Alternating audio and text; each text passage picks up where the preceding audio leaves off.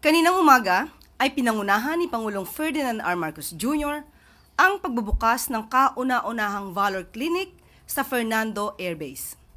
Ang Veterans Access to Lifetime Optimized Healthcare o Valor Clinic na ito ay una sa pilot clinics sa ilalim ng Valor Health Network Program. Ang Valor Clinics ay naglalayong magbigay ng serbisyong medikal sa higit 93% ng ating mga veteranong sundalo na hindi naaabot ng kasalukuyang sistema.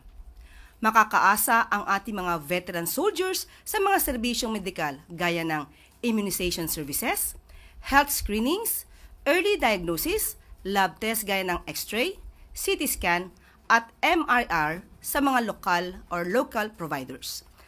At telemedicine consultations para sa mas mabilis na serbisyo.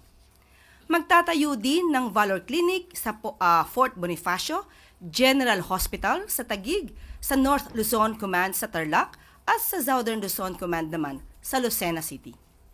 Ayon sa Pangulo, unang bahagi pa lamang ito at ilulunsad ang second and third phases ng Valor Health Network Program mula 2026 hanggang 2028. Klinaro din ng Pangulo na pati ang active duty soldiers ay makikinabang sa programa. Pinaplano na ring ihatid ang primary care services sa mga miyembro ng civil defense. Nagbigay naman ng direktiba si Pangulong Marcos Jr. sa DND at DBM. Siguraduhin na magbibigay ng sapat na pondo ang programa para maipatayo ang lahat ng Valor Clinics.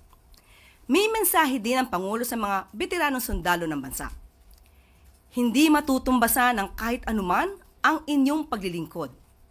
Sana ay maipadama ng pamahalaan na may masasandalan kayo sa oras ng pangangailangan. Nandirito rin ang gobyerno para patuloy na alagaan ang inyong kalusugan at tutukan ang inyong kapakanan.